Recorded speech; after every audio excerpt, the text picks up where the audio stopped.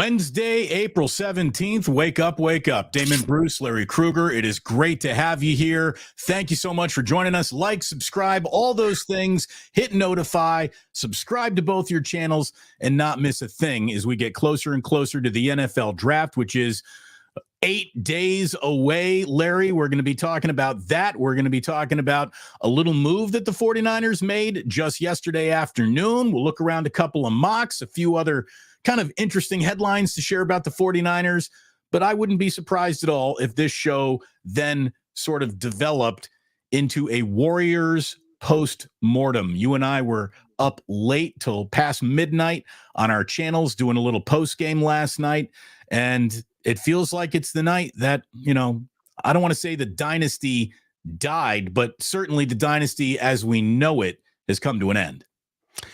Yep, it's all over, and it was very a clean break last night, right? I mean, the Kings put one on them. The Kings were playing terrible. All the indicators favored the Kings.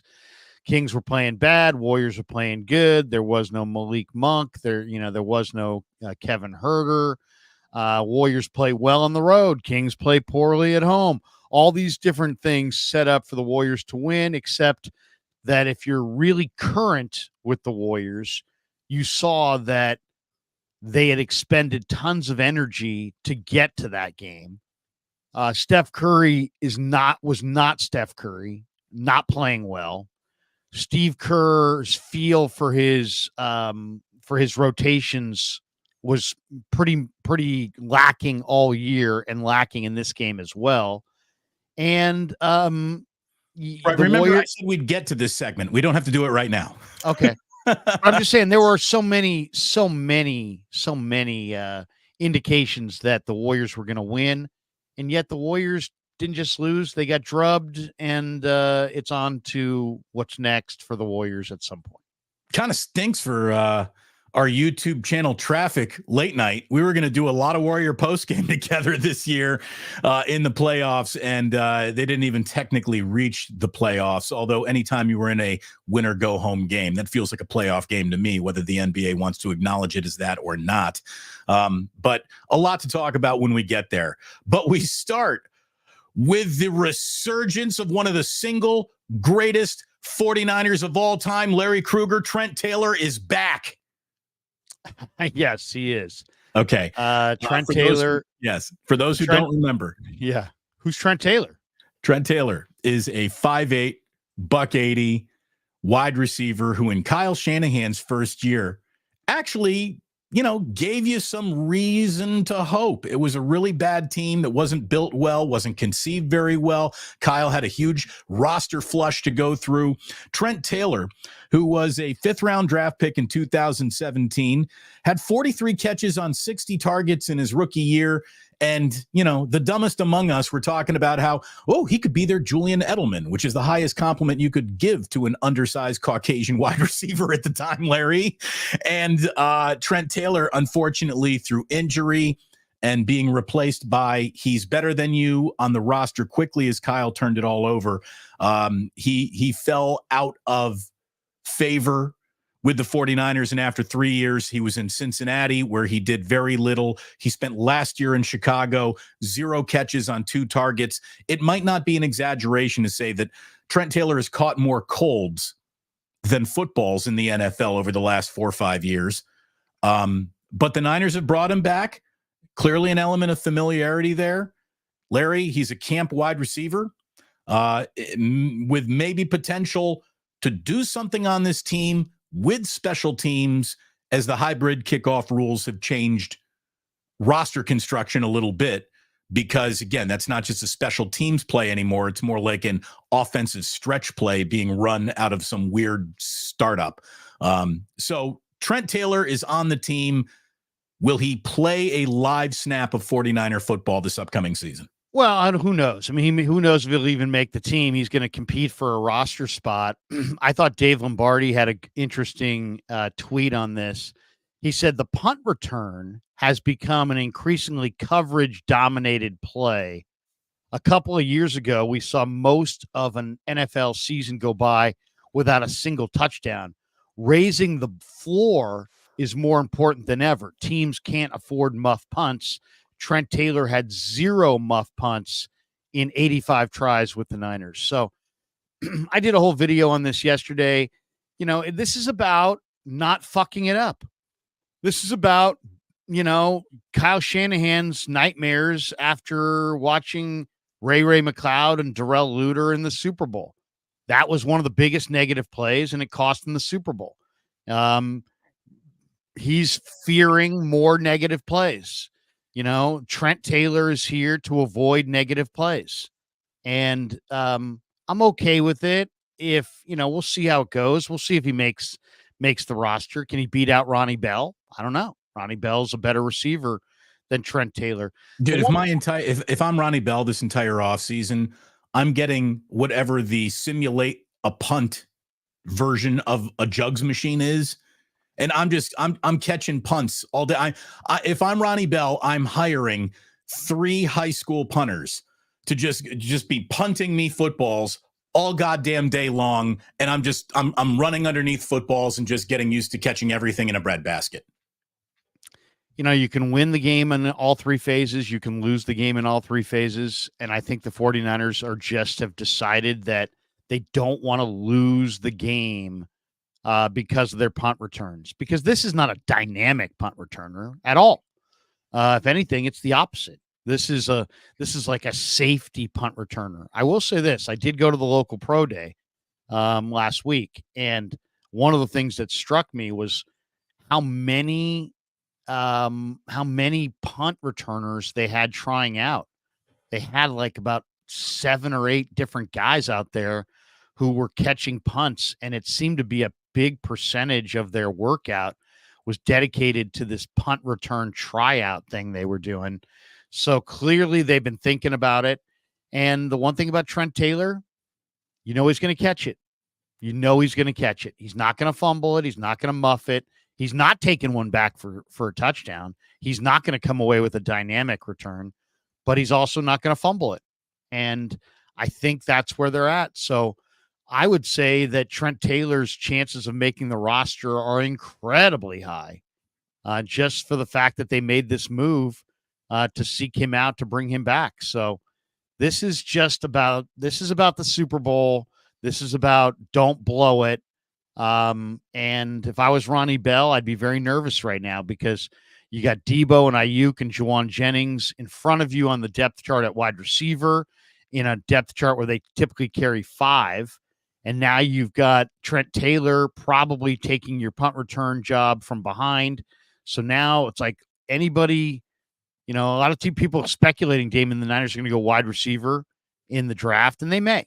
But not a lot of, if Aiyuk's coming back and, Debo and Jennings are there and Trent Taylor's your punt returner, that means every other receiver is battling for maybe 1 or 2 spots.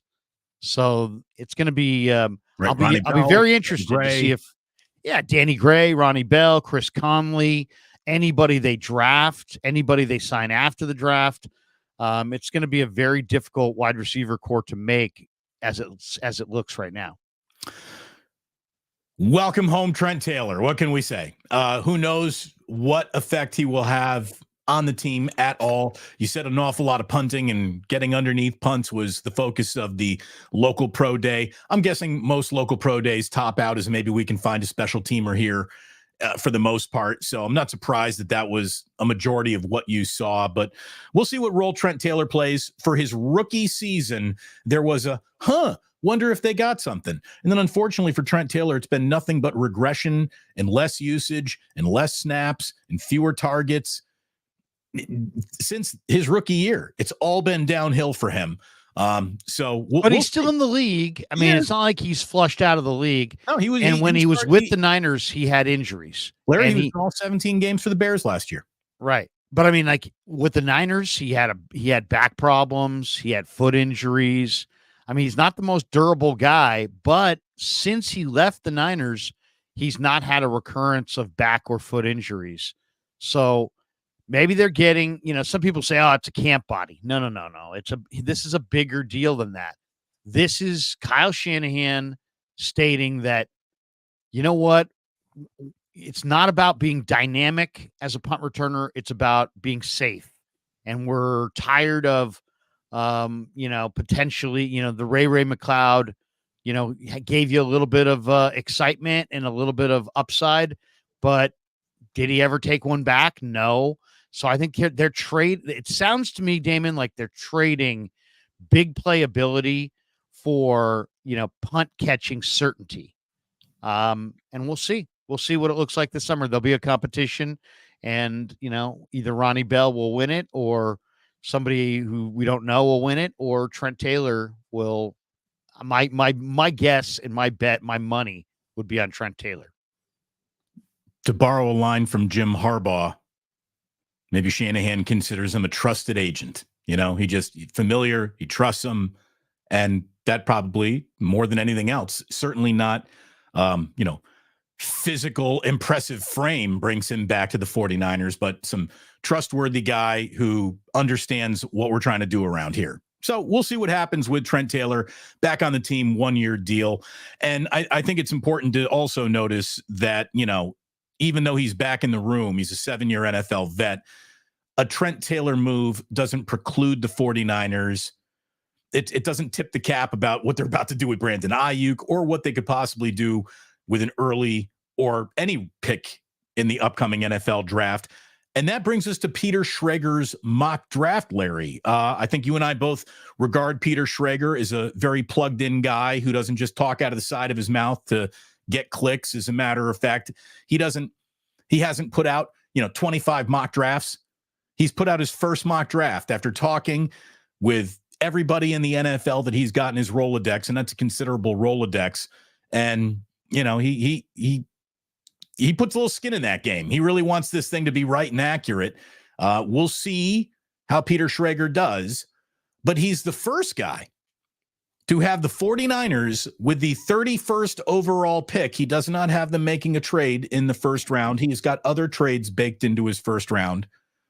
Georgia wide receiver Ladd McConkey, who you and I have talked about sort of in passing. We haven't really focused on him at all. McConkey's the first a first rounder, writes Peter Schrager. Yeah, above guys like Tony Franklin and Keon Coleman, perhaps.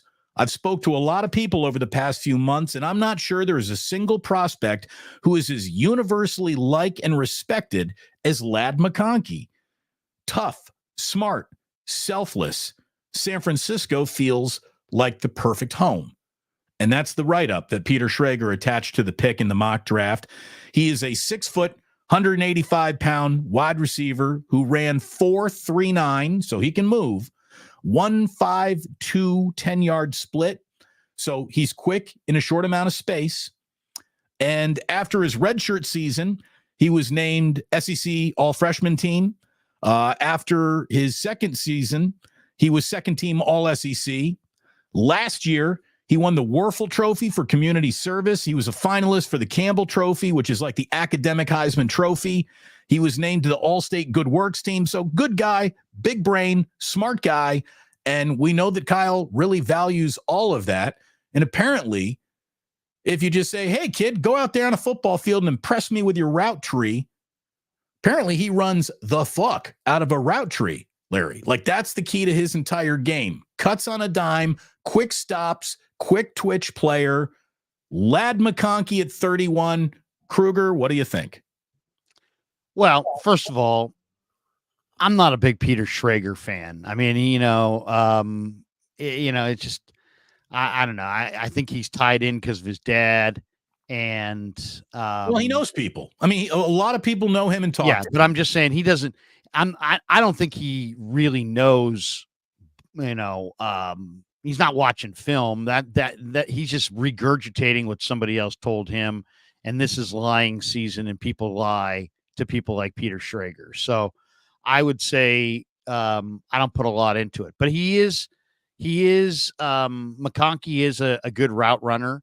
I think he's a slot receiver. He's a smallish slot receiver who ran a great 40 time and doesn't have any real production to show for it. I mean, he had 2 touchdowns all year. 2. As in you and me. 1, 2. So that's not a lot. I mean, the LSU kid. The year before, he led Georgia in touchdown receptions. Okay, but I'm just saying he's to me. I got durability concerns there, and I don't think this is a guy that replaces Aiyuk. This could be a guy that replaces Jennings, or a guy who complements Jennings. Jennings is the big slot. This guy could be the small slot, but it doesn't make any sense at all. So to me, you're gonna you need a center, a guard, and a tackle on your offensive line. You need a defensive tackle, probably another defensive end, a linebacker, 2 safeties, and a number 1 corner on defense alone. You have no tight end to speak of after Kittle, and you're going to go to a smallish slot receiver in the first round to share the slot receiver duties with Jawan Jennings, who's your big slot. Here's the thing, Larry. Talk about low value. Right. Talk about low impact. I mean, I like Ladd McConkey in like the 3rd round. I like Ladd McConkey. I don't like him at 31. I mean, it's so low end. It would be the equivalent of like, your wife coming home and saying, "Hey, I just ordered plantation shutters," and you're like, "Great, but honey, guess what? We don't have a roof to our house. We need a roof to our house." It's like, but you're gonna love these plantation shutters. I don't care about the shutters. We don't have a roof, and it could rain next week, and then the water's going to come in. So, I mean, that's the Niners. They lack a roof, and Ladd McConkey is like a nice little upgrade to, like, it's like lighting the path from the sidewalk to your front door. It's like it's so low priority, right, that it makes no sense. Right. You need no more sense square footage, not French doors. Yeah. Oh, guess what? We changed out our gold doorknobs for crushed silver or whatever. So what? We have no windows on our house. It's like it's such a extra item that do I think that there are people that may go for Ladd McConkey in the 1st round? Sure. But man, I mean, the 49ers badly need help where it counts the most, on the line of scrimmage. You're going to go Ladd McConkey, and it's like every pass and to make it even more idiocy, you're about to, if you believe the reports, pay Brandon Aiyuk close to Justin Jefferson kind of money, and you already have $28 million a year devoted to Debo, and you just signed Jennings, and you're going to bring it, and you have Kittle, and you have McCaffrey, and you're going to bring in another kind of weapon that you're going to throw to instead of throwing it to your money guys. Right. No, I don't think so. By the way, one of the telltale signs of aging in my life has been an appreciation of a well-placed brushed steel doorknob. Part of the aging process in a man's life is the appreciation of the appliances and accoutrement around a house. Like I never in my, in any part of my childhood, my teenage years, my 20s, my 30s, my 40s, until I bought a house, I never noticed what your faucet was made of. I never really took stock of your kitchen cabinets or appliances in my life. You buy a home, you grow up a little, all of a sudden, you start looking at that stuff like it's a stripper coming out on the stage. You're like, "Oh, what is that? A Sub-Zero? That's a nice refrigerator you got there." Is that a Wolf Range? Yeah, whoa! Is that a Viking? You got a Viking 6-burner? Yeah. What the hell, man? Yeah. Friedman's. This guy's got a Sub-Zero and stainless steel appliances across the board. He's got a dishwasher from that's from France. It's like, who cares? Well, yeah, I didn't care more. I guess your wife. You care if your wife cares. You care if your wife cares. That is how life works. Absolutely. Last note on McConkey, a little write-up by Lance Zerline, who said McConkey has a route plan that allows him to uncork at all 3 levels His pace and rhythm make cornerbacks more reactive than proactive. He has the footwork and body control to snap off crisp breaks and open windows for his quarterback. He can manipulate coverage with an advanced feel for leverage and has enough top-end speed to get past corners who are non-believers. In other words, underestimate the white boy's speed at your own risk. He 2 touchdowns this year. Yeah, he might not be sudden enough to beat press and will need to improve enough play and strength and finish to contest catches against tight man. In other words, here's a really good guy in space. You put a big body on him, he's in a little bit of trouble. So I like Ladd McConkey. I don't like him 31 to the 49ers, and I don't think that Peter Schrager got that one right. And for all the reasons that you just brought up, it doesn't feel like the fit that the 49ers take a step closer to winning a Super Bowl if they add it. You know who the people should be worried about him going to? It's Kansas City. Because this guy does have sticky fingers, and this guy, they already have Mahomes, and they already have Kelsey, and they, he could be Mahomes' Edelman. Yeah, I mean, he could be, and they have few, I guess I would argue they have fewer needs, though. If you're a Chiefs fan, you'd probably push back and say, hey, they got needs at offensive tackle. They've got several needs that we're not thinking of, but you take a sticky hands, good route runner and throw him in there with Kelsey and Mahomes and whatever Kansas City's got. And Kansas City looks like a scary team. But for the 49ers, I don't see it. I really don't. In fact, one of the, stories that came out in the last day or two is that the 49ers we're trying to meet with the BYU kid, Kingsley Sumatea, whatever. Yeah. We're both butchering his name, but he's supposedly a fast riser, and they're meeting with Sione Vaki and that guy today. There's also a report out, Jordan Schultz, the great Jordan Schultz, who's pretty good. He says Illinois defensive tackle Johnny Newton, who's projected to be a late first-round pick, just wrapped up an impressive pro day showcasing elite explosion and power after a Jones fracture that he's fully healed from. He says, I'm told the following teams were in attendance, among others, Bills, Cowboys, Niners, and Jets. And when I asked Baldy, I said, Baldy, Niners always go D-tackle. And we talk about all these things, but they go D-line, D-line, D-line. I said, who's your favorite interior D-lineman? I mean, I couldn't even get the words out. And he's like, Johnny Newton, Illinois. And Johnny Newton's about 6'2", about 310. And 52 tackles this year, 8.5 for loss, 7.5 sacks, career high. Just a bowling ball. Well, no, he's not Jerry Ball, but I mean, he's not 6'5". But I mean, if you watch him, the guy's got 18 sacks in his career over 4 seasons. And the Niners obviously just lost Eric Armstead. Now they traded for Malik Collins. They signed Jordan Elliott, but many people expect the Niners to address the defensive line at some point during the draft, possibly even in the first round. I'm a big fan of Michael Hall from Ohio State. That would be my guy. But Johnny Newton is Lance Zierlein compares Newton to Javon Hargrave. He wrote in the scouting report, active interior defender with the potential to build on his disruptive production in college. Newton's size and length don't stand out, but he has shown a consistent ability to gain extension and set edges against bigger opponents. Newton is clever in setting up blockers and then beating them with sudden hand usage and foot quickness as both a run defender and a pass rusher. So in a lot of ways, Michael Hall and Johnny Newton are very similar. These guys are, compact and powerful and explosive and quick, and they're interior rushers. And I could see and they Newton produced against real offensive lines in college. Yeah, Newton in the Big Ten, both guys in the Big Ten. Yeah. I mean, but Michael Hall is a special player too, and he ran 4.76 at 299 pounds.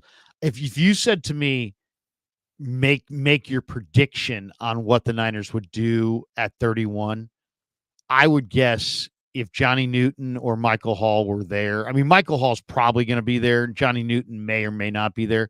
But I think those are the two guys they would hone in on, and try to do the offensive tackle or offensive line thing a little bit later. But who knows? I mean, there could be any number of a lot of people expect the Niners to go O-line early. I don't know if there will be a tackle there that fits their needs. Do you want the 7th best tackle, or do you want the best, or what you think is the best defensive tackle? So, we'll see as we get close on the 25th. But if I'm betting Johnny Newton or Michael Hall at 31. I don't really like shows where you just got two hosts blowing each other. Oh, I agree with you. You can say that again. Great point, Larry. Second, I'll second that notion. Yeah. You have talked me. Welcome to the glad handing show. You've talked me into Zach Frazier. Awesome. When you go and look at film, looking at center film isn't that much fun. Let's be honest. You want to watch D-backs, you want to watch wide receivers, you want to watch running backs, guys who touch the ball, making plays. No one in a football game touches the ball more than a center. And he, that to me, like if he's there at 31, you run to the podium with that name. I don't think he's there at 31. Schrager's mock has him off the board to the Lions, just 2 picks before, 29 to the Lions. I would love to see Zach Frazier. And if you're talking about what draft pick can you select whose fingerprints will be more on the 2024 NFL season for the 49ers at any position, it's Zach Frazier. Yeah, I mean, he's a monster. I mean, here's the thing. I just watched the Field Yates, Mel Kiper deal the other day, their 3-round mock draft, and they use a phrase clean prospect a couple times. And it's obviously they're just regurgitating things they're hearing from NFL people, but that is a term that NFL people will use. And Frazier is a clean prospect in that he was dominant on tape. He can play guard or center. The guy loves to practice, loves to play. 4.0 GPA, wrestling background, tough as nails. What's left? I mean, right. He's really, really good. To me, he's somebody in one of the mocks said, that the Lions will grab him. And that would be so apropos. Why? Because the Lions are right now, the Lions general manager is the hottest thing going. He got Laporta, Brian Branch, the Georgia running back who's super fast.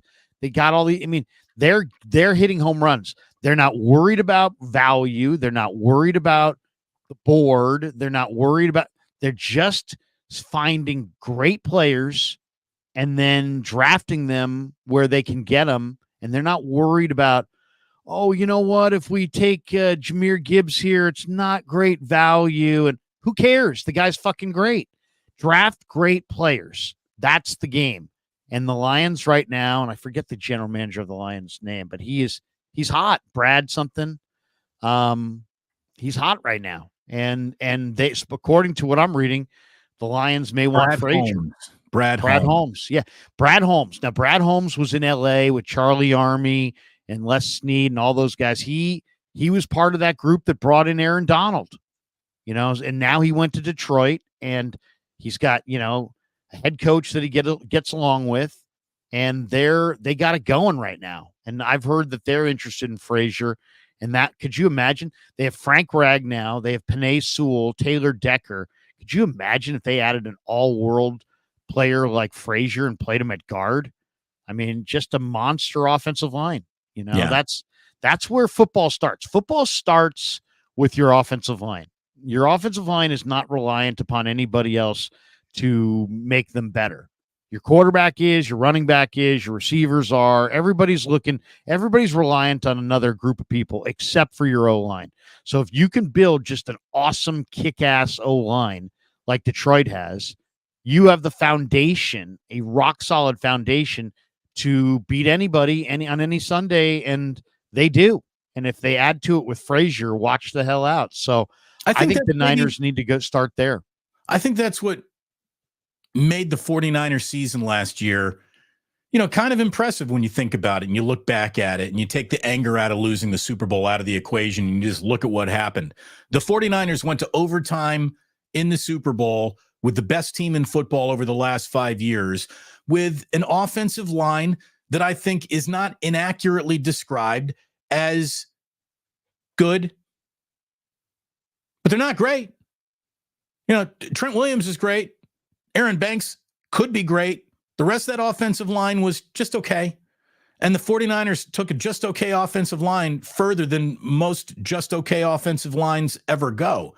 That's a testament to, the coach, the GM, the defense that played very well at times, and the ridiculous amount of offensive skill positions that you put around a quarterback who figured it out quickly. Even as he was under duress due to an okay offensive line. So, you add a guy like Zach Frazier, you get better, and you get better at, what's the normal amount of snaps played for an offensive center? How many snaps? All of them. Yeah. They play all the snaps. 700, 800. How many offensive plays does a team run in a season? So we're talking about somebody who's out there for 900 fucking plays. You know what I mean? So, how long are you going to wait before you decide to, not get your ass kicked by Chris Jones? I mean, when are you going to start blocking Chris Jones? When are you going to start taking on? I mean, the Detroit Lions just added DJ Reader. You sure as hell better did you see what DJ Reader did to Jake Brendel last year? He, ragged him around. I mean, it was embarrassing. It looked like FCS film, and it was awful. So do you want more of that? Then stay with Brendel. If not, you may want to upgrade at center. And with DJ Reader on maybe one of the premier, who's the premier team in the NFC that stands between you and the Super Bowl? Because now you got to think about getting to the Super Bowl because Detroit's it's Detroit. Detroit is the team that's building up. Detroit is the bully that's being built. And they've got now DJ Reader and Aiden Hutchinson on their defensive line. You better be able to counter those guys. So I love the idea of Frazier. Every mock that I do starts with Frazier at 31. And then I'm hoping that, Michael Hall is there in the second round. And that's how I would start my draft. Up front, big boys, Michael, Zach Frazier, and then Michael Hall.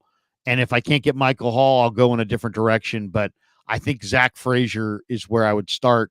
And by the way, T-Dub here in the chat, he's like, Larry's a hater. He's obviously a big Ladd McConkey fan. Then he goes, Larry's a hater. How many the year before, Larry? And then he's like, he was hurt. And then T-Dub was like, hurt all season. How many career touchdowns?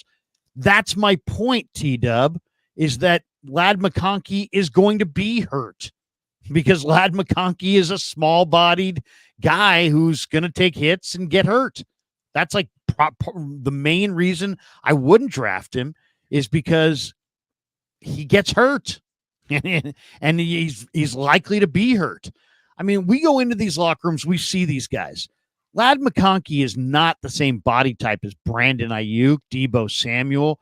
You got to be a physical guy in the NFL to stay healthy. A slight receiver on a loaded Georgia team that, they've got 27,000 weapons and all kinds of depth. Yeah, I mean, he runs a good 40 time and suddenly you're taking him in the first round. The guy is a major liability injury-wise. That's why I wouldn't take him at 31. By the way, I got a merch idea for us for the next NFL draft because we can't order these and get them ready to ship by next Thursday. T-shirt that says "Wake up, draft clean." Larry, I think we got a merch idea. Wake up, draft clean. Welcome to Wake Up once again. You're just joining us, Damon and Larry. Like and subscribe, hit notify, all those good things. Make sure you're subscribed to both channels, please. Since we've been talking about wide receiver, here's a little Brandon Aiyuk talking to Brock Purdy, a story relayed to Cam Inman from Brock Purdy. And he's talking about Brandon Aiyuk. He says the two of them spoke about, this offseason, what Aiyuk's going through. And all I'm going to tell you here is I don't know what Brandon Aiyuk said to Brock Purdy, but Brock Purdy, Larry, is already speaking about Brandon Aiyuk in the past tense. I know. Okay. He says, I just told him, this is a quote from Brock, I just told him I'll always have his back and support him in whatever he does, Purdy said via Cam Inman of the Bay Area News Group. Bang. I want the best for him. It's a business thing, so for me to say anything about that, that's out of my pay grade. He and I talk through things, and I hear him out.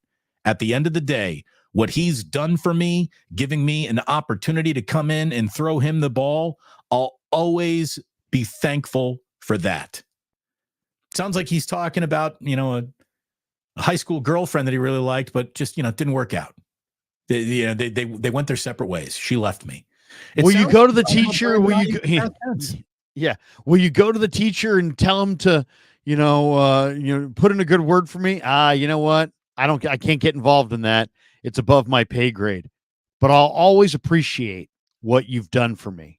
I mean, if you came to me and said, you know what, Lair, I don't know, could you make a comment to this program director for me? And, I say, it's above my pay grade and this and that. But Damon, I'll always appreciate what you've done for me. That Larry, sounds like we're parting ways. Larry, that sounds like I'm not going to see you in a while. After I got laid off in radio, you really, really helped me here on YouTube launch, gain audience, share your audience and your channel's growth with me. And I just want you to know that I'm always going to be very thankful for the opportunity you gave me. Are you guys moving to Guam? See ya. It reeks of like, I'm never going to see you again. Yeah. So when I read that quote earlier in a stream to somebody, and we were laughing about that because there are people that are professionally dishonest, right? Like they're really good at it. And then there's people that are just such good people that they really can't be dishonest. And like John Lynch is one of those people, I think. And that's why I read last year at the Combine when he's like, Trey Lance needs to play. And there's no question he needs to play. And that's the issue because we've got a team that's ready to win now. It's like he was saying to everybody in March, we are trading Trey Lance, but not in so many words. And it was weird. It was like I was one of the only people that could hear him saying they're going to trade Trey Lance. Everybody else was like, he's not saying that. He's not saying that.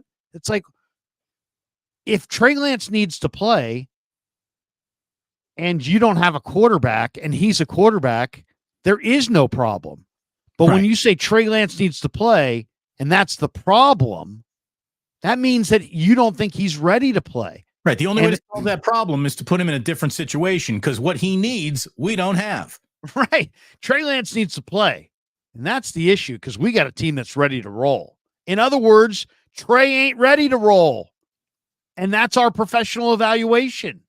And we're not going to say it because we're trying to trade him, but we're going to kind of reference it. Well, in this situation, it's almost like people say, well, what do you expect Brock to say? He could have said, hey, you know what? Brandon Aiyuk means everything to me. He is my security blanket going across the middle. He is my number one receiver. I absolutely am going to tell Shanahan and Lynch that we need this guy. I need this guy. And let's, find common ground and get this done. But he didn't say that. That's my boy. Can't That's live my guy without him. He's my guy. I got to have him. Gotta have him. He didn't say that. He's like, I'll always, what was the last sentence? I'll always, Larry, appreciate what he's done for me or something like that. Larry, it's the name of my Broke Up With My Girlfriend album. It's called I'll Always Be Thankful for That. That's the first single. The first single on my big breakup album. I'll always be thankful for that. I'm Casey Kasem, and now, we're going to do a love song, a dedication from Damon Bruce to his girl. I'll always be thankful for that. Joji's saying that I've become a superstar in Japan, bigger than Ichiro, bigger than Shohei. It was only a matter of time. Again, I knew when I launched with the Godzilla logo, Japan was clearly a future target market. We all knew that. So think about that for a second. That to me, okay, so where are we on the Aiyuk? Here's where I officially am. Shit or get off the pot. Like that's the way I know you're impatient. You're impatient. You just want the story to you want to get to chapter 10 and we're in chapter 7. I'm tired but I'm just saying, what can we interpreting? I'm tired of the interpretation of Brandon Aiyuk's in Instagram or interpreting. Well, yeah. I mean, that's tired. What tense Brock Purdy is speaking about him in. I'm tired of all the interpretation. But here's the thing. What's real, what's fake? Brock's not a liar. No. Brock wouldn't be talking like that. So to me, I think what we're looking at is we're looking at a team that's getting ready to pay their quarterback a ton, a receiver market that's loaded every year for the last 3. There's hardly any good free agents available, but there's still guys like Tyler Boyd out there. So that you still have free agents at wide receiver that are available, and you still have guys in the draft. They're not Aiyuk. I get it. Larry, they just signed Trent Taylor. They're good. But it just feels like Aiyuk, and somebody said this, and I forget if it was like Ian Rappaport or who it was, that Aiyuk cares more about making the money he wants to make than he cares about that money coming from the Niners. Yeah. He wants his money, whether it comes from the Niners, the Chargers, the Chiefs, the Raiders. He doesn't care. He'd rather be a Niner. And if all things work out, and I heard Schefter talking about this, if he'd like to be a Niner and have it all, right? Because the Niners are a winning team. But he wants his money. Right. Things. You know what? If you want your money so bad, get ready to go to New England. Right. All things being equal, I think he's returning to the 49ers for this. Team X is offering you $30 million. 49ers are offering you $30 million. He's coming back to the 49ers before he's moving on to Team X. He's from Rockland. You know who you said, I don't think Brock Purdy can lie. I don't think Brandon Aiyuk can lie either. I mean, he has come out from day one of all of this and said, the X marks the spot of this whole thing is the paycheck. I don't begrudge him that. Most receivers, Damon, only get one big contract. This is it. This is the best shot in Brandon Aiyuk's life at the biggest paycheck he will ever bring home. It's right here. It's this moment. This is the moment that determines whether Brandon Aiyuk's great grandchildren are millionaires or not. He's got to get the bag. Yeah. He still would rather win and get the bag. But I think my read on it is that he's asked for a ton. He also is waiting for guys to make even more and ask for more. I mean, he's an all-pro receiver, and he wants to wait. According to Rappaport, he wanted to wait until Justin Jefferson and all these contracts get done, which basically means I want to wait till other guys are making a shit ton so I can ask for what I want. And there's teams out there with cap room to pay him. Washington can pay him. I'll tell you this right now. If Washington, I think he's traded. I really do. If Washington offered their two high second round picks and Jahan Dotson, I'm moving Brandon Aiyuk. Oh, and I like Dotson. I like Dotson too, but he has not been good the first 2 years. He's been just okay. Small. He's got great ball skills, but he's great at Penn State. Yeah. But he was not drafted by Adam Peters, right? He was drafted by the last GM. So you know the way that works. When a new GM comes in, there's like, well, he ain't my guy. So Aiyuk is their guy, and they're going to have Drake May or Jaden Daniels, and they're going to want not a rookie receiver, they're going to want an established big-time receiver. And if you looked at all the free agents they signed, they're in a rush to get it done now and become an entity because Bob Myers is trying to get them a stadium. So they need to they're in a sprint mode to get relevant, get to the playoffs, make an impact, get butts in the seats, get a new stadium built, right? Get out of FedEx Field. That's their plan. They're looking to bring an entire franchise back to life. The Commanders have essentially been dead the last 25 years. Totally true. And it's an iconic brand. So they know there's all kinds of Redskin Commander fans in that region. You've been there. It's a hot. The Commanders are a dormant, iconic brand, Larry. So they are an iconic brand. I grew up on the East Coast. Okay, grew up there.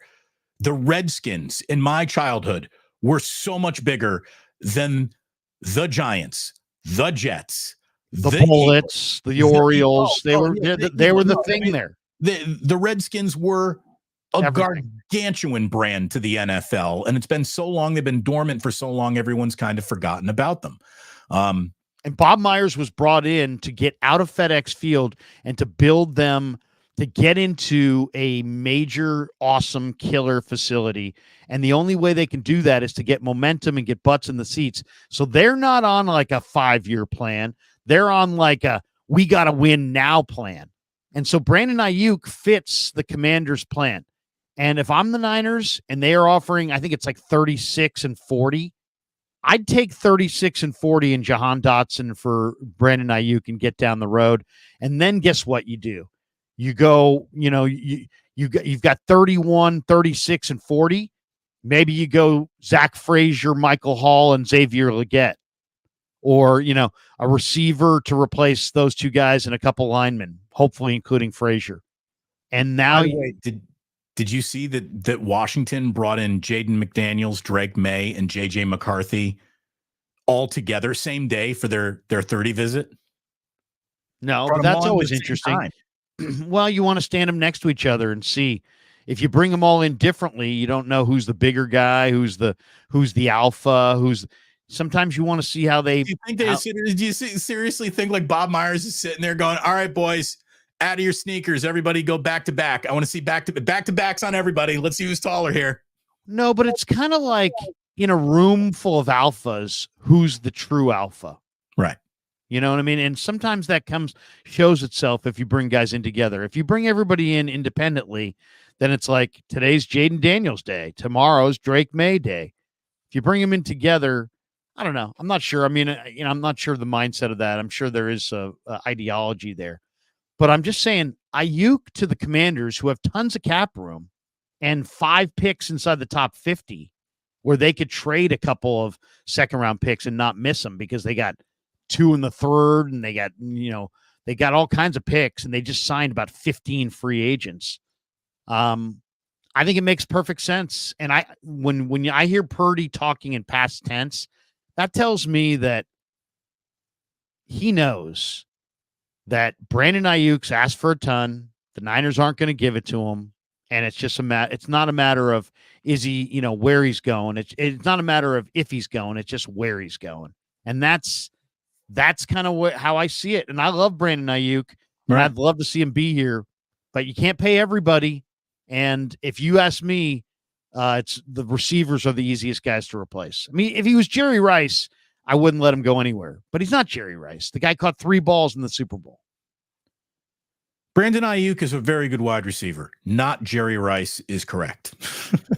Right. So I don't know if you want to bring it up or not, Larry. Go to the bottom of the chat and then scroll back up to the Sentinels Football Channel, who brings up something that I've never even thought of. But nope, that's not it.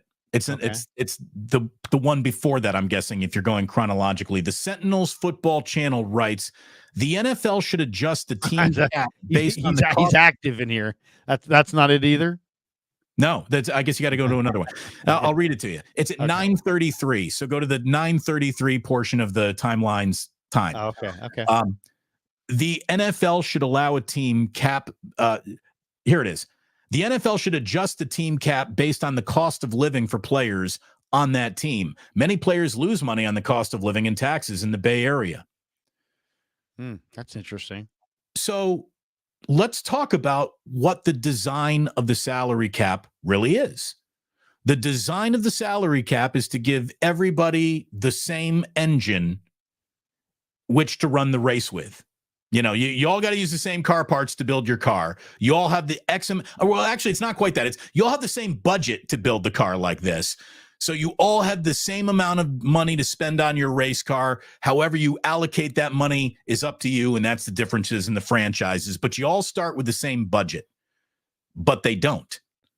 I actually think I've never even thought of that until I just read it here from the Sentinels football channel. That to me is not an abstract, out of the question, stupid, ridiculous idea. It actually makes a lot of sense. Cost of living. Yeah. I mean, if somebody hires you to go work in Kansas City, hey, you're going to do afternoon drive in Kansas City. What are you offering? We're going to offer you $150. Okay. Right. Well, I was making seems a little, I'm not going to do that. Seems a little low. But then somebody says, hey, I'm going to offer you afternoon drive in an entity that's in Midtown Manhattan, $150. You got to be kidding me. I can't do anything in Midtown Manhattan for $150. I need $350. So yeah, I mean, I think there's some credence to what the Sentinel football channel's comment is here. I kind of agree with them. Well, if the whole thing is you're looking for equality, you're not getting it. You're not getting it. Teams in Florida and Texas have a unique advantage in their tax-free states that aren't found in other NFL cities. And if your whole thing is all of these things work equally, I think that it's not a bad idea. I mean, it really isn't. It really isn't. I also think that the NFL should just say, hey, quarterbacks no longer count against the salary cap. And that would solve your whole problem right there, too. I think here's my thought on it. I mean, here's another one too. Like, I would want a whole lot more money to go play for the Giants or the Jets on that disaster turf at MetLife, as opposed to playing at Levi's on a grass field that's perfectly manicured. I've seen plenty of injuries there too, but I mean, I don't know if the 49ers are the best team as an example to use if you won't get hurt playing for these guys because the injuries. But I hear you. I totally hear you. There are circumstances which dictate how different this is all going to go. And yeah, I mean, I almost think that there is a media pain in the ass tax that should pay you a little bit more in New York, Chicago, Philadelphia, Here's one that I think is, I'd adopt it in baseball and football and maybe even basketball. And I think it's tied into something that's real, which is, if the first game of any sport is the competition game as far as development of talent. So how about this? If you have a player that you drafted, he doesn't count against the cap as much as the player that you signed, so that you can avoid the Wayne Huizenga syndrome of a guy hitting the market. Or kind of like what the Commanders are doing right now. The Commanders just went and bought everybody. Those guys should count more against the cap than the team that drafts and develops those players. Why? Because there's a value to the relationship that fans have with the players. And that, to me, you should encourage that and incentivize that. If the Niners can draft all these good players, then they should count less against the cap than if you come into the league and you're a billionaire and you're like, I'm just going to sign all these free agents. I think and it also increases continuity, which gives you a better product to sell and merchandise, right? Because who's going to buy a jersey of somebody they don't know? What's the number one lesson in sports this year? Familiarity matters. It's why the WNBA draft was watched by more than 6 people. It's why the NCAA women's tournament became more popular this year in terms of ratings than the men's NCAA tournament. It's because for the first time ever, there was a recognizable Caitlin Clark that everyone knew. There isn't a person in America who doesn't know who she is. She has a brand. She has an identifiable brand. Guard at Duke. No one can. No one can, because it's a new guy every 28 games. So familiarity increases interest, business, and buy-in. And familiarity, that's what it does for the fans. Familiarity for the teams increases continuity, which gives you a better brand of football, full stop. So, yes, the NFL should be incentivized to reward teams for drafting well and being able to retain those players. By the way, Joe Lacob went to the NBA's competition committee and basically said, fuck all you guys. Like, I'm doing this the right way, and you are inventing luxury taxes to fuck the Warriors over for wanting to keep all the players we drafted. You sons of bitches. And oh, by the way, look at how much money I've made for this league. You know, the 10 highest rated games you got, my man Steph Curry's standing on the midcourt in all of them. You know what I mean? And not only that, the new CBA, you could make a very compelling argument, was designed to hurt the Warriors. Oh, without a doubt it was. It might as well be called the second layer threshold, might as well be called the Joe Lacob fuck you clause. Well, and also, what was Joe doing? He was buying second-round picks, and they basically eliminated that. And we don't want you to want to minimize what you do, Joe. You know, I mean, you know, and there's a lot of franchises in sports that are hurting. I just watched the Giants play the Marlins. They did a panoramic of the stadium. What the fuck? Where are all the people? I mean, the worst day at Oracle for the boring Giants last year was like 10 times the crowd of what I saw in April of a Marlins Giants game. So it's like, where's the crowd? Where was the crowd in Tampa? Where was the crowd in Miami? It's like, there's a lot of, and the NBA, I don't know which teams, because they don't show the crowds a lot, but I remember going to the Cap Center and watching the Warriors. They were just a absolute ghost town. And I guarantee you there's probably some NBA cities where there's just not very good momentum. Well, the NBA just set its all-time attendance record this last year. So I don't know if it's the best time for you to be making that point. I just read that story this morning. But I mean, that's on the heels of teams like the Warriors and some of the best teams just selling out constantly. You know, there's some have-nots that have some empty seats. And my point is just that you should incentivize teams to have branding and a relationship between the fans and the players. And if they don't have that relationship, they're not going to buy jerseys. They're not going to be as connected. So to me, that would be a no-brainer. Right now, it's like, it's they don't have those incentives created, and a team like Washington, the new owner comes in, they buy all these players, they got the exact same cap figure as a team that like Green Bay that may draft and develop and in kind of a far more healthy way of building their franchise. So I don't know. These are intricacies to the cap, but I think they're important if you really take a step back and analyze it. Outside the echo chamber says many players don't want to be stuck where they're drafted. I don't think a lot of players view good situations as I'm stuck in it. And say what you want about this town is unsexy. Sometimes unsexy towns allow you to have more square footage than you could ever believe in, and you live an insulated life anyways. And so, we're not saying that there's no free agency. We're not. We're not saying ban free agency. We're just saying give teams that draft and develop incentives. If a player wants to bail, he wants to bail. But if a team says, "Hey, look, take a good player the Niners have drafted. Let's say Talanoa Hufanga. We want to keep Talanoa Hufanga." Well, if Talanoa Hufanga costs 75% of his salary against the cap because you drafted and developed him, he can still leave in free agency, but the teams are incentivized to keep those guys because they cost less against the cap. The players still have the freedom to bolt. It's more of a team incentive. So I'm not sitting here advocating the abolishment of free agency. We're not that, we're not that crazy. I mean, free agency is here to stay. Of course, players should have a choice, but you could incentivize teams. Hey, San Francisco Giants, you developed Patrick Bailey. Well, You don't, Patrick Bailey's salary only counts 75% against the cap because you drafted and developed him. Well, guess what?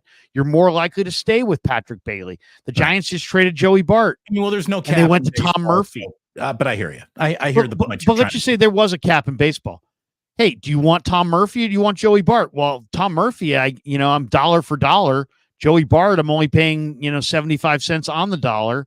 I'll stay with Joey Bart. I think that's that kind of incentivizing creates better relationships and longer term relationships between the fans and the players. And ultimately, that's really what you want, right? You want your fans to identify, know your players, and have a feeling for what you're doing, not just some, I'm rooting for the old Jerry Seinfeld, I'm rooting for laundry. Maybe you do it like it's a figure skating competition and you throw out the highest number and the lowest number. You know what I mean? Like it would basically what I just said about quarterbacks should not count against your cap. If quarterbacks are being paid, $50 million, how much more effective could any roster be if that 50 million didn't count towards a cap? So I think there's a lot of ways to solve a problem that the NFL has so much money it should want to solve. The NFL, the NFL is so backwards. The NFL owners will never lose a penny on their investment of being an NFL owner. No matter how much money they spend on a team today, they will make more money than they spent on their team when they turn around to sell it. It goes to infinity. It really does. So to me, in my mind, the NFL has already kind of screwed up because violence is a big part of the game, and the game is violent no matter what rules changes you make. And my whole thing would be like, hey, how about leave the violence in the game, but give lifetime medical to everybody who plays a fucking down? Yep. And then you say, is our game violent? Yes, our game's violent, but we take care of our own.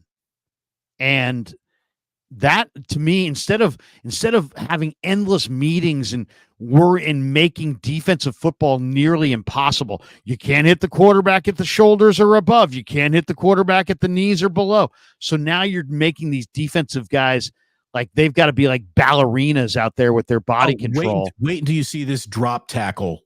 Oh, I know. It's become a problem this year. But how about instead of making the game something that it isn't, how about just leave the violence in the game, but then take care of your players? Because I talk to the players. They're not sitting there going, oh, God, man, I just hope the NFL comes up with this drop tackle thing because, man, this sport's really dangerous. They understand the danger. What they'd rather have is... They relish it. They love it. They'd rather have, hey, guess what? Yeah, it's dangerous, but you know what? I played one down in the NFL. I've got lifetime medical for myself and my family for the rest of my life. Now, people would say, oh, Krug, that's incredibly costly. They have fucking tons of money. They can pay the insurance companies, and they can pay the extra health insurance fees. They absolutely can afford that, especially with gambling coming in. So I can fix this whole thing for the NFL right now and save them billions of dollars over the lifetime of the contract. Find an insurance agency to underwrite all of these health plans, and this is now the official medical insurance company of the NFL. You get infinity advertising on the biggest brand in American consumerism. Nothing's bigger than football, and you get to be in every commercial break going forward just by being the official healthcare provider of the NFL. Like they just signed the official, like Applebee's is now the official bar and grill of the NFL. Eating good in the neighborhood. First of all, nothing says we've given up quite like kids were going to Applebee's. Finkelstein here says, Finkelstein shit kid, which is a great name. Great name. The NFL should have been lifetime medical decades ago. Yeah. The NFL, it's really interesting in our lifetime because we're there. We've watched the NFL go from mom and pop to a $30 billion industry right before our eyes. And yet they still have like some things that are like tied to their mom and pop roots, like, 53-man rosters. And he was working at Kroger's on Wednesday and he's playing in the NFL on Sunday. And people are like, isn't that cute? It's like, no, it's not cute. It's embarrassing. Right. Seriously embarrassing. You should have, 35-man practice squads and grow the number and grow the roster size. And if you want to have 20 games, have 20 games, but spread the violence around so it's not just on, a certain number of guys. Have more guys on the roster. It would make for a better product, and it would eliminate that he worked at Kroger's on Wednesday and he's playing DB on Sunday. I mean, that sounds cute, but that's like a mom and pop roots thing, and it's a $30 billion industry. Right. So it doesn't make sense. By the way, JJ Rader's like, so Damon, you're saying the next Plus meetup won't be at an Applebee's? No, it will not be at an Applebee's. Wouldn't it be great if Finkelstein shit kid got really particular about the way you pronounce that, and he's like, excuse me, it's Finkelstein shit kid. Yes, not Finkelstein, it's Finkelstein. Get it right. So there you go. That's pretty much all the 49ers news we could cram into a day where we don't have a lot of news. Again, the news is we're waiting for the draft, and it is a week and 1 day away. Thank the Lord. Larry, we're going to have a wake up on Friday. We will not have a wake up on Monday. I'm coming home from Las Vegas on Monday morning, but we'll be certainly at it the day before the draft. A week from today, that'll be a great wake up for everyone to tune into at 8:45 the day before the draft. And then we'll be on Friday to evaluate what happened in day one and kind of look ahead to day two. So I'm looking forward to both of our wake ups next week. And of course, we got one more this week. I feel like we got to talk a little Warriors. You ready? Yeah, absolutely. By the way, one last Niner note. Okay. Niner Nation, Kyle Posey just put out an article. The 49ers are hosting USC safety Kalen Bullock today. They're also hosting Utah safety Sione Vaki, and Vaki's going to join me on the Krug show later this week, and his agent says they've met with him quite a bit. So the Niners are definitely doing their due diligence on the safety crowd, and Vaki is a hot name. He's from Antioch. He played running back at Utah and then switched to safety. Niners like him as a safety, maybe as a return man. And then Bullock is a real good player from USC who's also a safety. So just remember those two names, Kalen Bullock and Sione Vaki. And Vaki's agent told me that the Niners have met with Vaki many, many times. So it sounds like they have a lot of interest in the Utah safety.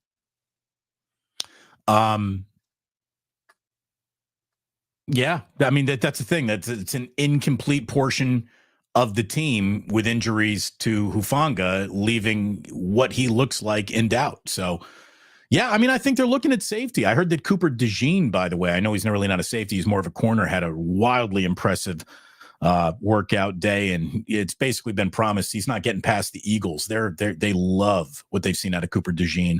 But again, we're going off of rumor and innuendo. All of this becomes fact in 8 days. Thank goodness.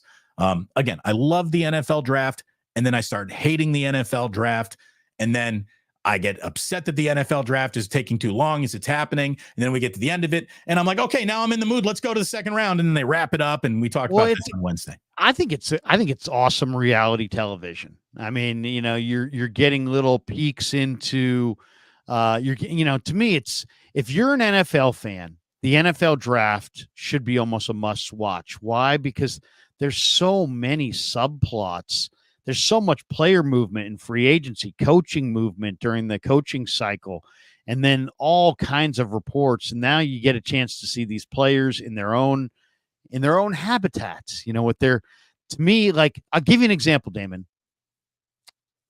Brock Purdy, when he got selected at the end of Mr. Irrelevant at the end of the draft, I was not excited, but the room of people that were excited for Brock Purdy, and I'm thinking to myself, either these people, this is the tightest family of all time, or maybe this kid's pretty damn good.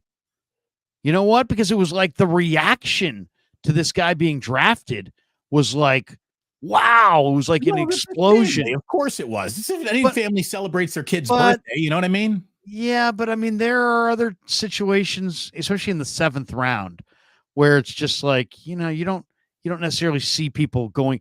they went bananas. Right. Like they knew that Brock Purdy was more than just a 7th round throwaway pick. Well, they were thankful for the opportunity that he now gets, and you can see that. I actually thought that the COVID draft, right, where players weren't invited to New York and they had to have a camera set up in their living room, I thought that was one of the more compelling drafts of all time because again, you just got the window in, and you see there's Belichick's dog. Right. You are a 1st round draft pick, which means by definition, you are now a millionaire. Now, be careful with that money because it can all disappear quickly and you'll find out what being rich really means. But you go from millionaire and then you look around some of these families' homes and they're clearly not millionaires. You know what I mean? Like all of this is cheap IKEA furniture everywhere you look. And this is a humble background that this kid is now going to get the opportunity to change his and his family's financial fortune forever. It's incredibly exciting and dramatic. Yeah. Every single kid has imagined getting drafted the same way you imagine hitting the big free throw or the putt to win the Masters or throwing the touchdown pass that wins the Super Bowl. I think part of that imagining you're a professional athlete now includes the draft process. It's alluring. It's great drama. You're right. And also seeing Goodell, we saw him in his basement, but Goodell, the way Goodell hugs these guys, I mean, it's just, it's a little over the top. It's a little over the top. As he hugs them, he's whispering into their ear, every decision that I make during your career probably won't benefit you at all, but good luck, kid.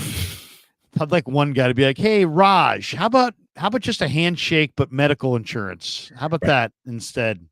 I'll take a little bit less of a hug and some lifetime insurance. Back away there, big fellow. We just met. That would be hilarious if he goes in for the big hug and somebody was like, hey, I like proper distance. Just straight up Heisman posing, just hand right in the middle of his chest. Or somebody, he sweetens them. The guys who are there, he's got to go back there and be like, dude, when you come out, I'm giving you the biggest bear hug of all time. And then like somebody like Johnny Newton goes, no, Raj, I'm giving you the biggest bear hug of all time. Because the way you don't see Adam Silver hugging the NBA draft picks like that. And Rob Manfred, I don't even think is in the same universe as the baseball draft right. picks. Adam Silver usually gets like one of the like the reverse the bro hug, the bro shake or something, and then the bump on the back. Like when I see you for the first time at training camp, and it's been months since we've actually been together, I'll get you a handshake, a pull in, a one tap on your back, and then release. Right. Roger Goodell is up there.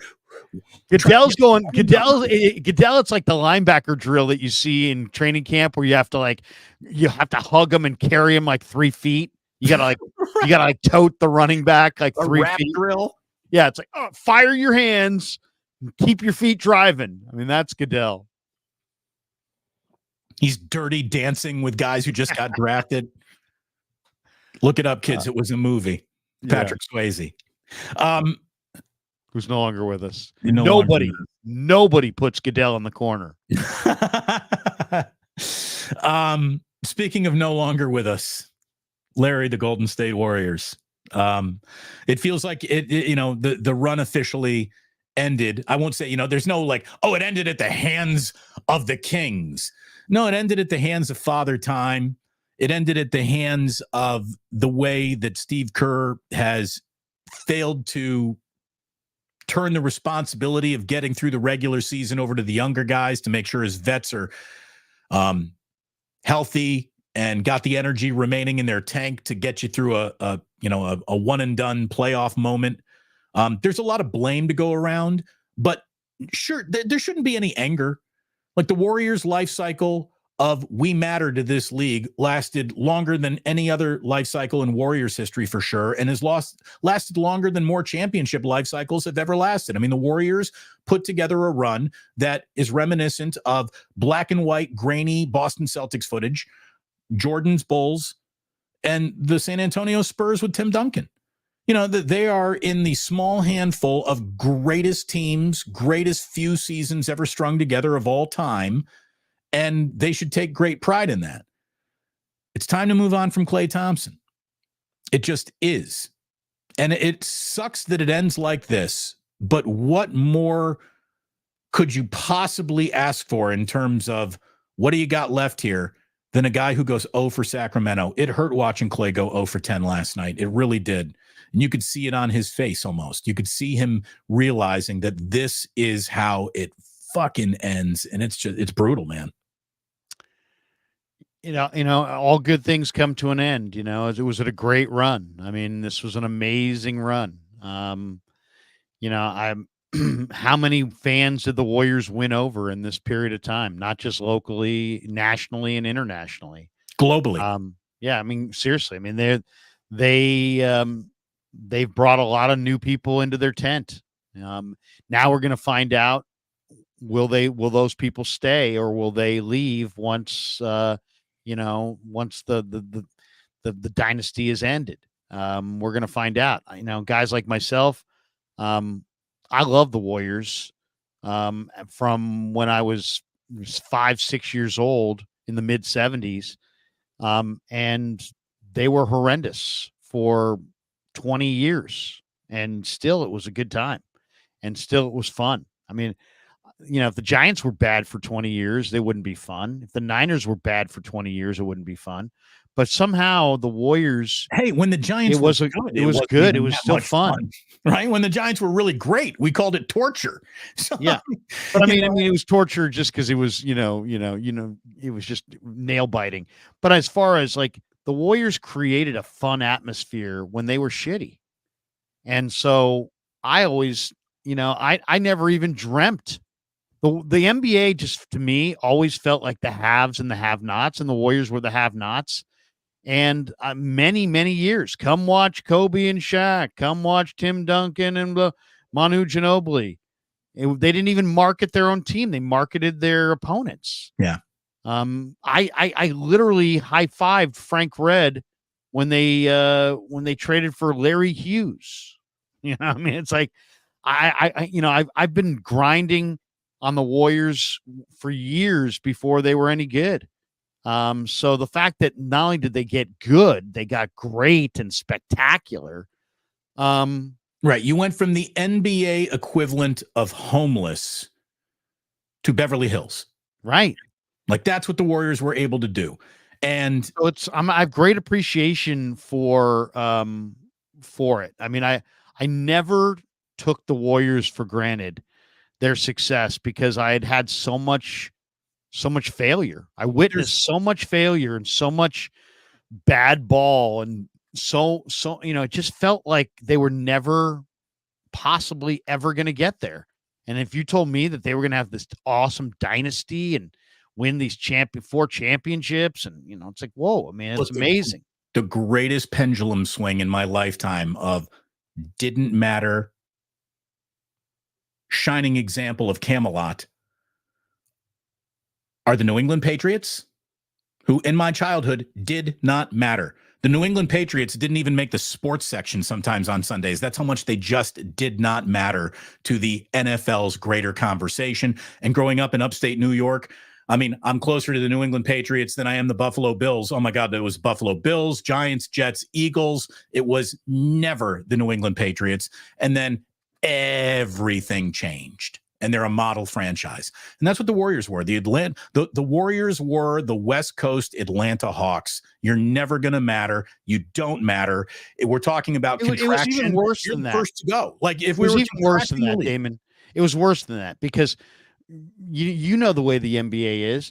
The teams would roll out west and they would play, let's say, the Sonics on a Friday night and the Warriors on a Sunday and the Blazers on a Tuesday. Right. Maybe and they would sit there and they would sit their guys, or if they did, this is before the rest, they wouldn't sit their guys, but their guys would only play just, the Celtics rolled in. You didn't get the full game of Bird. You got, he played a little bit, got a nice sweat going. Michael Jordan's lowest career scoring average against any team or I think in any building was the old arena or against the Warriors. And it wasn't because they did a great job locking down Michael Jordan. It's because that's the least amount of basketball Jordan played in the year. Like Phil Jackson looked at the Warriors and said, we don't need to. Fuck?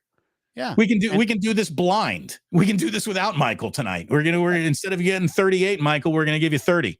Or you got really bad performances because, the guys weren't all that fired up. They're just trying to play the schedule, right? They're just trying to get through it.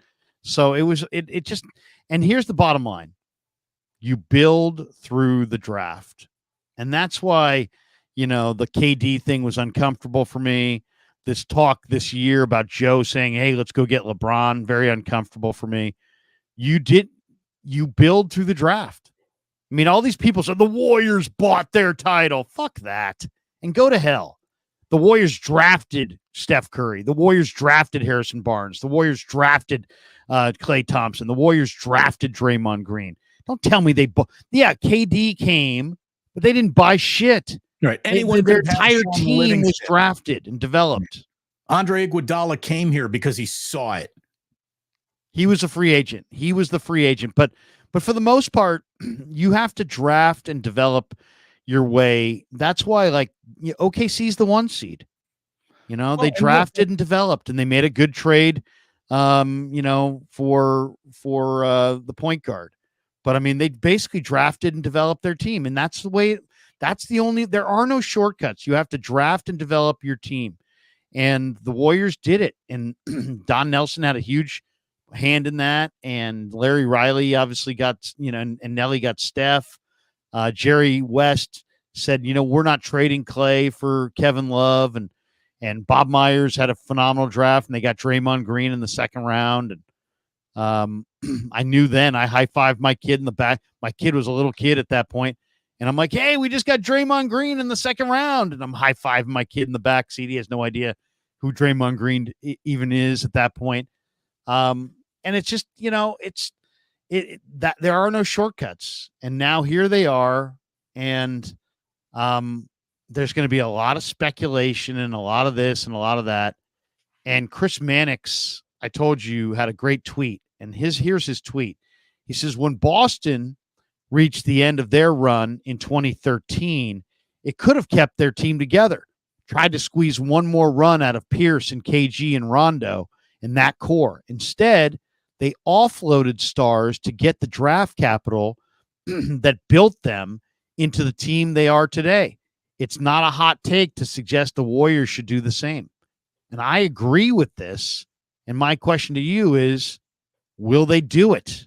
Or because, listening to Kerr last night, you just watched old man Klay Thompson announce that he's done, as far as not done, but done as a carrier.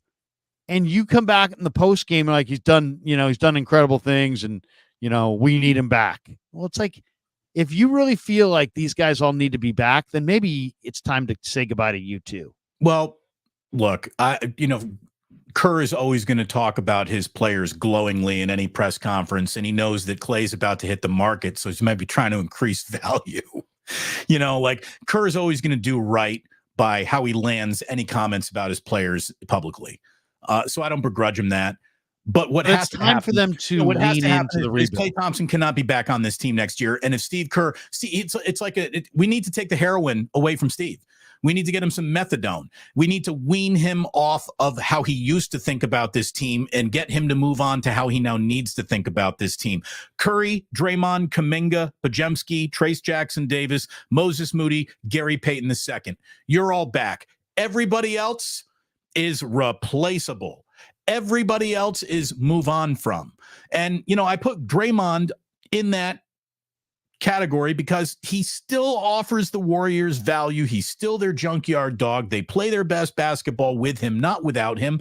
But holy shit, Larry, there's nobody in the NBA, not a single entity, who has done more to fuck up 2 years in a row than Draymond Green. He's done as much as any single player to alter 2 NBA seasons in the wrong direction. The punch of Jordan Poole, which everybody admitted after the fact, really affected the entire year and hung over the cloud like hung over the team like a cloud. And then Draymond Green getting his 25-game mental break, the absence, it ruined this season too. Draymond is out there for those 25 games. Not only are the Warriors not the 9 seed, they're the 6, the 5, the 4. 25 more good games of the Warriors gets them out of the situation they found themselves in last night. So Draymond, I do. We've got a really complicated relationship. Draymond, I love to hate you. I hate to love you. But, you're essential to what the Warriors do. But motherfucker, it's time to grow up. It really is. Because you've well, no, it's time to move on. It's time to move on. He has value. Move him. I don't think he has more value to anyone but the Warriors, though. No, the Lakers would take him. I think you could get some pieces from the Lakers. I mean, here's the way I see it. You got a few pieces to move. The Warriors don't have a lot of moves to make. I would move Andrew Wiggins, I think, before anybody.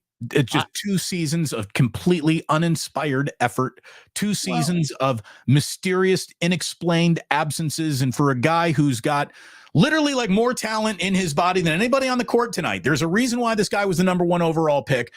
And I hate to say this, he's got more talent than most of us will ever dream of. He's got abilities that should make him a superhero, but unfortunately, he is wired like a basketball pussy. Who are you talking about? Andrew Wiggins.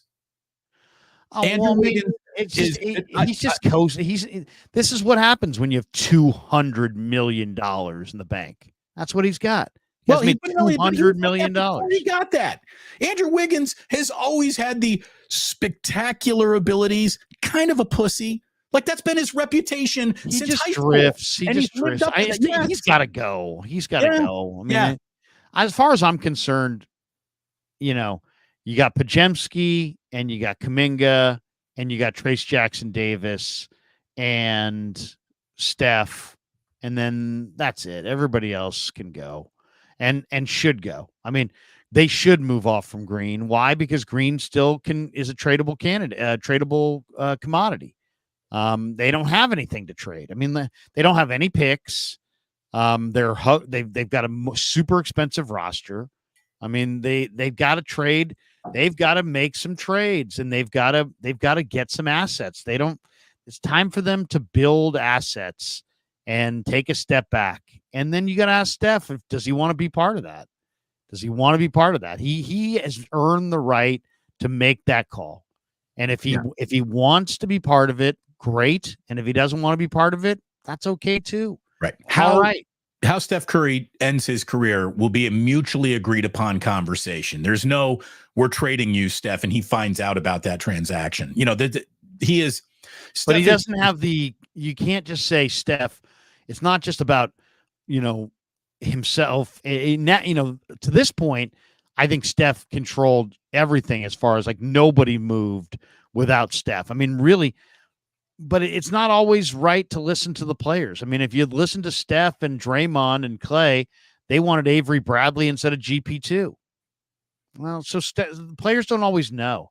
Look, you got to hear your players. You just don't have to listen to your players. There are 2 forks in the road that had they gone in the other direction, this hadn't reached the screeching halt that it feels like it reached on Tuesday night.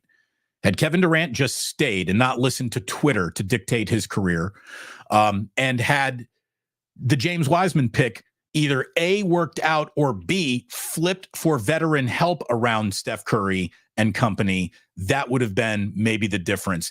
Getting back to your Chris Mannix tweet, he is right. It's time to move on. But let's not even try to put what the Boston Celtics had anywhere on the same shelf of what the Golden State Warriors. I don't think he is either. One title. No, I get it. Everybody knows that. Everybody knows that. But I mean, it still doesn't change the essence of what he's saying. No, but they also found the dumbest dance partner on the dance floor in the Nets to give them all those assets for guys who are clearly at the end of their careers.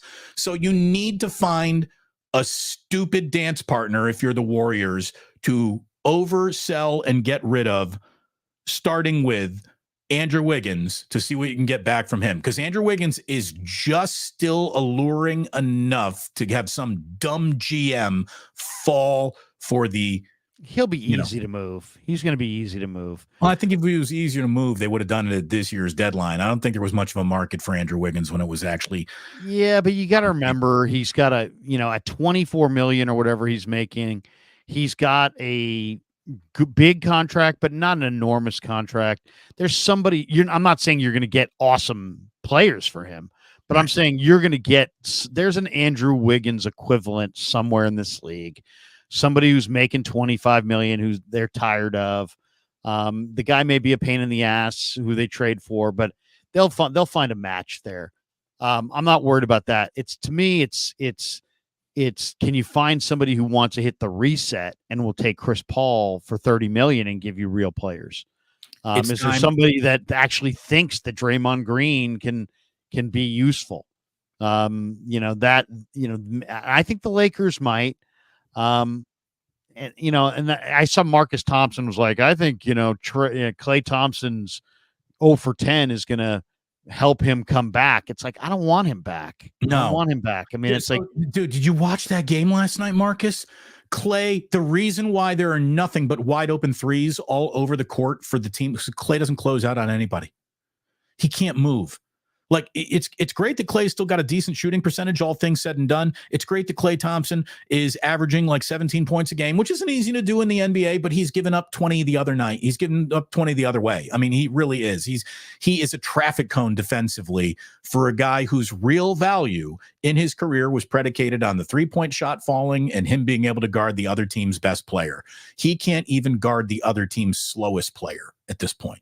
They need to make a series of moves that collect them some young assets and some draft picks, and they need to get back in the draft, and they need to, the one thing about the Warriors that is a positive is that we're in an era where there's, 60 draft picks in a draft.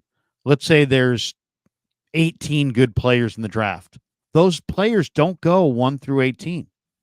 They go 1 through 6, and then 9 through 12, and then 22 through 25, and 42 through 43. It's like they're scattered. It's a speculative draft, which is how the Warriors got TJD and Podziemski in the last draft, because the best players don't always go at the top of the draft. We talked about this last night. There's 5, 6, 7 players that are projected to go in round 2.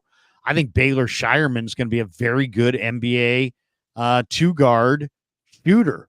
Look, kind of like a modern day Klay Thompson in some ways. He's that great of a shooter. He's an amazing shooter coming out of Creighton. He's projected to go like 56th or something like that in the draft. Now, when draft day rolls around in June, we'll find out where he goes. But I'm just saying, if you can handicap the draft and have an idea of who can play and who can't play, and you got great scouts, and I think the Warriors, I think you got to give them the benefit of the doubt, especially after last year, the way they got those two guys. If they can get some picks, they can unearth some rotation players. You're not going to get stars until you get into the lottery, probably, or but I mean, they're going to have to be creative. And I just think my whole message would just be, be optimistic, because the draft is a crapshoot and they've handicapped it well up to this point. Be optimistic, because Dunleavy seems like he might be a better executive than he was a player, which he was the 3rd pick overall. And that's kind of encouraging. And then Joe will spend the money. Joe's proven he'll spend the money.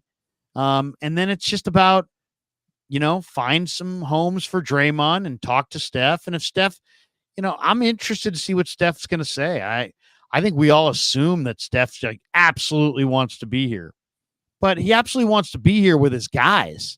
But if you start saying, hey, you know what, we're not bringing back Klay Thompson, we're trading Draymond Green, he may just say, you know what, it's been a great run here, guys. I'm open to moving as well. And that might not be the worst thing. It really might not. But they're at a point now where stop trying to win and start building, because you're not, don't tell me about LeBron. Don't tell me about in that build. You can find the winning in that build. The guy. Stop trying to win next year. We'll get better. And look, if there's the other thing that we definitely know here too is that NBA GMs, a lot of them are just really bad. Like they're so busy looking for perfect that they'll let really good pass them by all the time. That's how Trace Jackson Davis fell to the final. The problem with Trace, like, so he doesn't have a shot. He's not a shooter. He doesn't shoot the three. And he is, a 4-year player. So that means he's older than we desire. He was basically the best player at Indiana for 4 years, and he leaves as one of the school's all-time everything record holders. Like, you can't overlook that player. It's not like he's coming from fucking Creighton. You know what I mean? Like, if you are one of the all-time Indiana block, rebound, point leaders, you have done something in your college career that indicates you could do something at the next level too. A whole bunch of GMs said, just a little too old for us, so we're just going to, gotta have a guy who can shoot a corner three, so can't have that. You can have that. You can have a fundamentally sound player still on the low blocks, even in the modern NBA. NBA GMs are so enamored by springiness and upside that they choose springiness and upside over real basketball skill. Yeah. And that's where the Warriors came in and said, you know what? We're not going to go Cam Whitmore, who jumps out of the gym and can jam. We're going to go with the skill and competitiveness and fire of Brandon Pajemski. They were proven correct. Look how many players went in front of Trace Jackson Davis. Trace Jackson Davis, to me, basketball players are the easiest to scout. It's all there for you. You're not projecting 10 years down the line like a baseball scout. There's no, you can see everybody's skill. Give me dogs. Give me guys who play their dicks off. That's what I want. I don't even care about that. I just want guys with real skill. I mean, Trace Jackson Davis had real skills. He averaged 20 a game in the Big Ten. He could score inside. He could set a pick. He could block shots. He could rebound, and he can pass. So, yeah, the last thing to come in baseball is like power for a hitter. The last thing to come in NBA basketball is shooting for most people. You're shooting because you're going to shoot. You're going to put up way more reps as a pro than you ever did in college. So your shooting's going to get better. So they took a player who was everything except a shooter, and he wasn't a non-shooter because he has no shot. He was a non-shooter because Indiana decided to utilize him that way because they had other guys who could shoot. By the way, he was disciplined. He was disciplined enough to play in their scheme and do what their coach wanted him to do. But he's got upside as a scorer too, and he showed it in the pre-draft workouts that he had, upside as a shooter. And the Warriors found him at 57. Watch Trace Jackson Davis come back next year with a corner three. He adds a little something to his game every year. The baby hook that wasn't there his sophomore year was there his junior year. Better left-handed, his offhanded his senior year than he was his junior year. Trace takes these significant steps forward, and you can see it happening. Watch him come back with a corner three. Yeah, no, he's a good. They got something there, and what I don't want to see is I don't want to see them move any of their young pieces trying to chase yesterday. I want them to forget about that plan and go into a painful plan, which is saying goodbye to your Draymond Greens, Klay Thompsons, and if need be, Steph Curry's, to turn the page. By the way, great quote here from Sporticus in the chat saying, prioritizing cake over frosting is the blueprint for every successful draft, and there's too many GMs who get enamored with the frosting. It's a very good way to say it. If we wanted to live in a cake analogy, that is a very good way to explain how NBA GMs. We got this one too. Mike Nichols says, I love how Larry thinks he's always right and everyone else is wrong. Mike, you're wrong. I was talking to Tate. I was talking to Tom. Larry's a really good guy, but he comes across as a little arrogant. He presents all of his knowledge as if he has the answer, and everyone else only has questions. Larry, how come you just? Why do you think you know so much? What's wrong with you? Ralph, it's funny, but I think Lowry is arrogant. I find him arrogant. But I will say this. He did say the Kings would wipe the floor with the Warriors last night, so maybe he's on to something. Maybe we ought to listen to Lowry a little bit more. my favorite criticism of my career, and I'm sure you ran into this too, because we both hosted the same show for a very long time, and we did it by ourselves when we were hosting Sports Phone. My favorite criticism of why I don't like you, Damon, is you are in love with the sound of your own voice. I would be criticized. I'm the only fucking host in the studio. If I stop talking and there isn't a commercial break, the show's over. Like, what are you talking about? I'm in love with my own voice. I'm a solo host. What are you Larry, you are in love with the sound of your own voice while you're talking to yourself. There was a sign in this old KMBR studio that right by the door. It said, "Just keep talking." That's before I got there. That was taken down before I walked into the studio. Just keep talking. Just keep talking. There was a TV guy who filled in, and I won't name him, and he's an ex-athlete, but he was a TV guy that filled in, and he got to the commercial break, and I'm in the control room, and he's like, "That's all I got." Like, the producer's like, "Well, talk about this, talk about that." He's like, "You don't understand. That's all I got. I've already talked about everything. I've already talked about that already. I've already do it again. Talk about all that shit again. We got 2 more hours here, buddy." He's like, "Dude, keep it rolling, keep it rolling." But yeah. By the way, you know what sign KNBR needs now is a sign that says, "Just keep talking about sports." That's the sign that they need. Yeah. A half hour and drive time about milk ain't cutting it. But what do we know? Yeah, what do we know? We've both been wildly successful and number 1 in our time slots for years. What do we know? Should be I won't even say it. All right. Hey, like and subscribe. Everyone, thank you so much. I'm going to do a little Warriors post-mortem coming up at 11 o'clock on the Plus, on the Damon Bruce channel, on Damon Bruce Plus. So hopefully you see me over there. I know you got a lot coming up, Larry, in the next week leading up to the draft. I'm looking forward to all of your coverage. But thank everyone for watching. And we're about to get ourselves into one of the most season-defining weeks of football we will have outside of the regular season weeks of football. The NFL draft is a monster fork in the road for what this Kyle Shanahan era will look like. This is the last best chance they're going to have to win under the Brock Purdy economy that they get to enjoy right now. So more than any other year, more even than last year, 2024, it's Super Bowl or bust, and they better make the right picks next Thursday to help them get there. Larry, That's all I got. I'm like that TV guy. No, I'm done talking. I got nothing left. I'm done. I'm done. Right. I already said that. Here we go. Greg Argisi says, "Guys, is Ladd McConkey Phil's kid?" I believe it is. Phil McConkey, the former New York Giant. I think his kid is Ladd McConkey. There is nobody, maybe I'd have to look that up though, in the history of football who was brought off the field with the power of smelling salts more often than Phil McConkey, right? Like that guy. Phil McConkey took a holy shit, I think he might be dead hit twice a game. and he would always bounce up and keep going. Respect to Phil McConkey.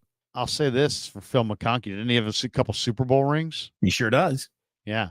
Let me double check that because I don't want to give Wait a minute. Does incorrect Phil McConkey have a couple Super Bowl or just one? Well, wasn't he on the 80? I thought he was on the 86 and the 90 Giants. Let's see. One-time Super Bowl champion, Larry. One time. 84 games for Phil McConkey, 67 catches. Oh, how about this? How many, just without looking, how many touchdowns do you think Phil McConkey has in his career? 18. Just like his kid in his final year at Georgia, 2. He's Phil got McConkey two has touchdowns. 2 professional career touchdowns. It's not Phil McConkey's kid. It's not. McConkey grew up. Ladd McConkey grew up. His father is Benji McConkey, who was a star quarterback in high school at Dalton High School. And his brother is Hinton McConkey, played quarterback for the University of West Georgia, but he is not related to Phil McConkey. When I was So at there you go. IU, I knew this girl named Lisa Conkey who was from Chicago. And if we had to send down like the most Chicago girl of all time to you win the Miss Chicago pageant, it would have been McConkey, or it would have been Lisa Conkey. By the way, it's a great name for a girl. You just go Conkey. What's going on, Conkey? She was so cool. What a great chick. She was a great Bears fan, great Bulls fan. You know, like all girls from Chicago who would be representative of the city. She had an extra 30 pounds on her. She was just an awesome chick. She was the kind of chick that you wanted to not like hook up with, but hang out with. She was awesome. My favorite woman of all time is the late Carol Kruger, my mother, who was also a daughter of Chicago. There you go. From Chicago. She grew A lot up, of good people.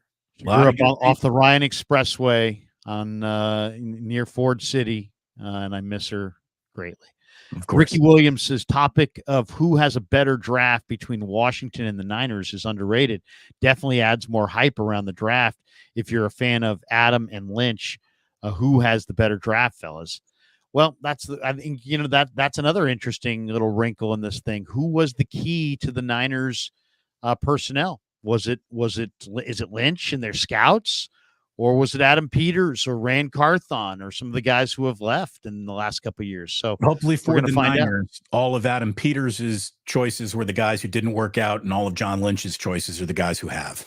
Well, the only thing I do know is they claim that Adam Peters banged the table for Ambry Thomas, and Ambry Thomas has been kind of an enigma. So maybe Lynch is the key, but I don't know. I do have confidence in the Niners. It was the guy who banged the table for Trey Lance. That's the guy who really fucked a lot of things up. Who's that guy?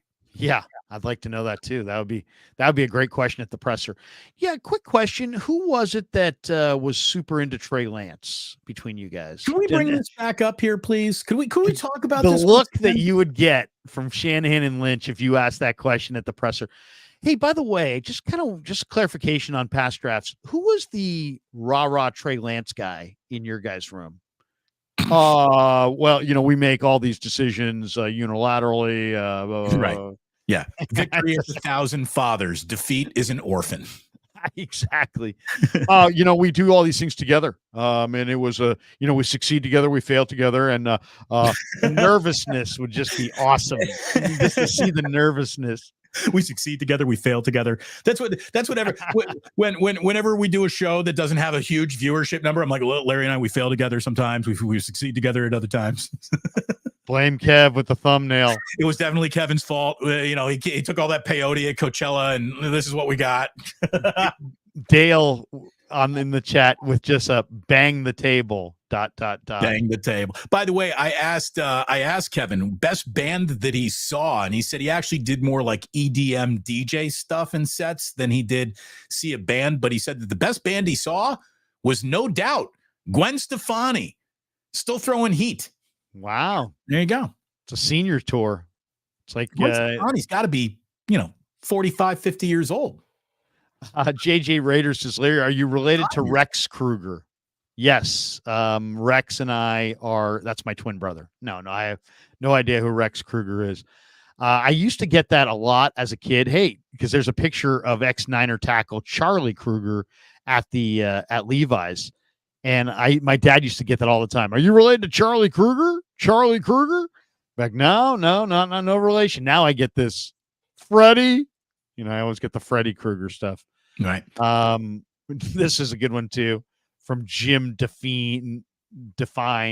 Yeah, Mariucci would get blamed for Lance. it was Mariucci. It was Mariucci.